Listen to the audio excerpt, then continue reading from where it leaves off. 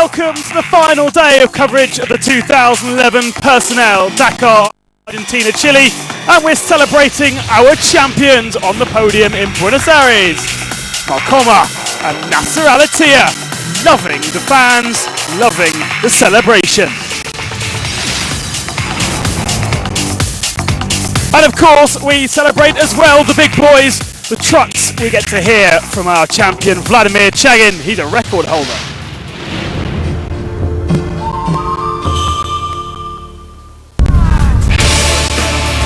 First, the celebration of the bikes.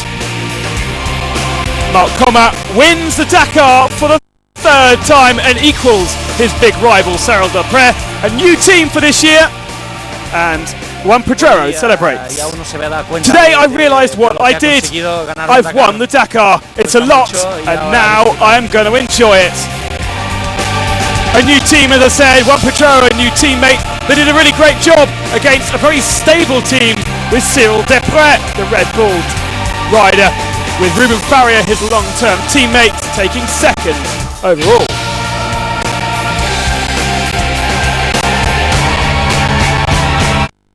A big surprise for third was Helder Rodriguez. Pirelli tyres on his machine, also helping him out.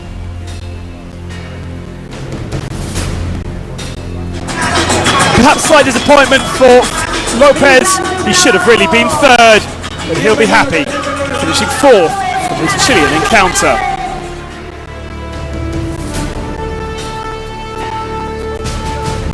Quinn Cody, the best rookie. The American enjoying his first taste of Dakar podium success. And best of the rookies, Jean Azevedo on the 690 KTM, benefited from that extra power for sure.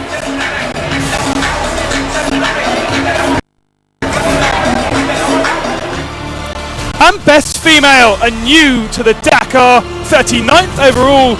Expect to see a lot more of Leia Sainz.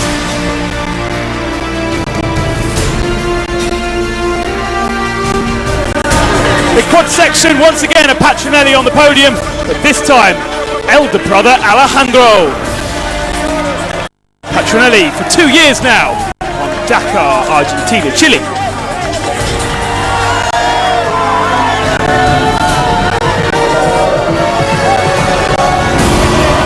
Massive celebrations in front of home fans in La Royale. Just enough time to do a donut. So huge celebrations, the top three overall. Depre second, Malcoma though takes 2011 Dakar.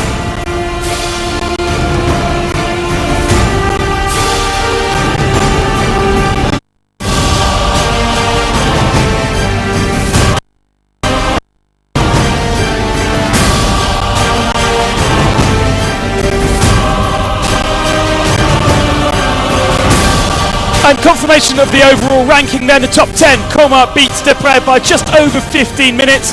A big gap then to Rodriguez in third, Lopez fourth, and Juan Pedrero first time with KTM fifth. Albacete a disappointed sixth. Jean Azevedo finished seventh in his KTM 690. Faria, Cody and Skizakor round out the top 10. And here is how they did it.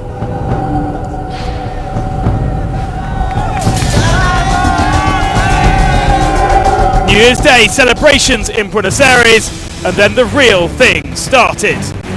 Malcoma very much against Cyril Depre from the very start. Coma had a big fall though on day 4. In theory that should have given Depre the advantage, but Depre backed off on that day, and in fact Coma beat him eventually. Navigation though was difficult for all of the top 3 riders. Coma, Depre, and at that point Francisco Lopez was very much also part of the crew. He should have won this day in Iquique, but instead had to settle for stage 7 victory.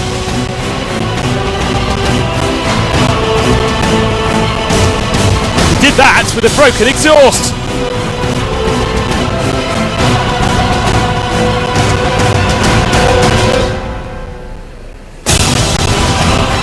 But this was definitely one of the hardest Dakars there's been so far.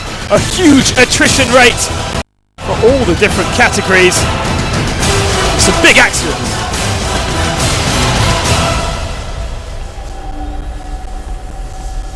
When we got to the real dunes, the Fiambula was as fierce as ever.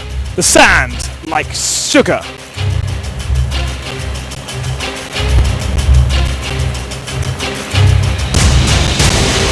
He may have provided us with some beautiful images, but it was one of the hardest things for the amateur riders that really are the spirit of the Dakar to tackle. One of the early retirements was Marco Patronelli, the winner from 2010 in the quads, had problems. Raphael Sonic went out in day one with this spectacular accident. A new man though was enjoying it. Thomas Maffei, 280, took a few stage victories early on. Jonas Street back in 2011 had one stage victory on Special Stage 9, but rather too many bike issues and a large crash 4 days from home meant that he couldn't fight for the top 10 positions.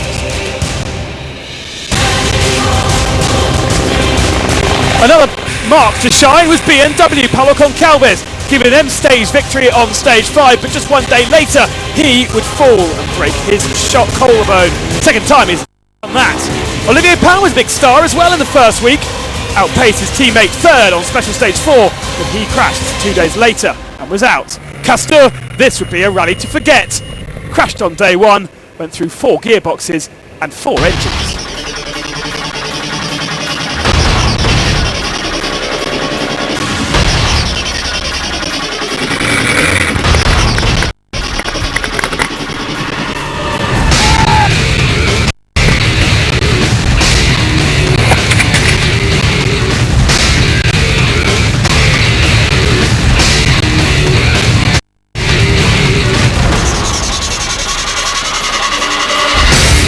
Cody, this was a thing never to forget. He did have a few spills and some navigational issues on Special Stage 10. He was absolutely flying on the Honda, his very first rally and his very first time riding a rally raid bike.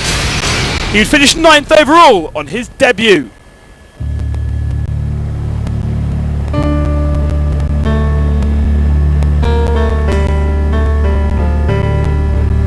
But the battle at the front was between just 2 men.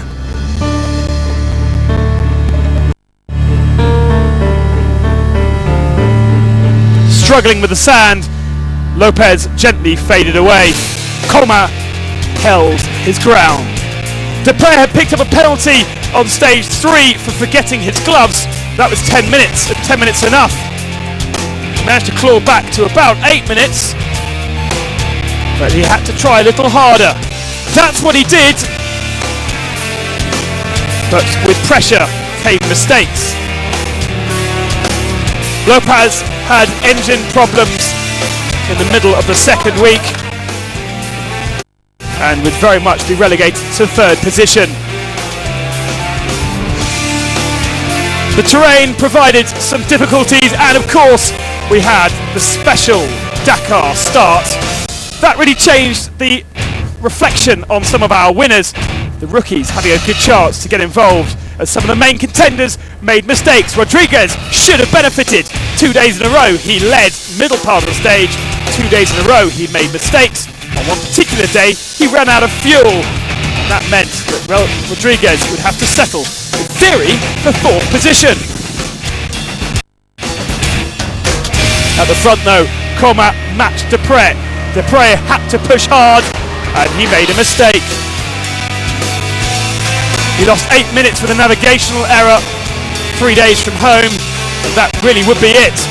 For Lopez though, 3rd was on the cards until the very final day. He broke the rear suspension on his Aprilia.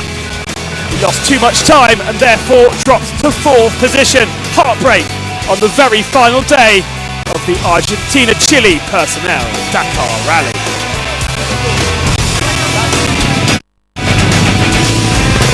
With true spirit, his teammates and other competitors helped him, but it wouldn't be enough. Rodriguez would take the final podium spot, Lopez walking home. Mark Coma though was your 2011 champion.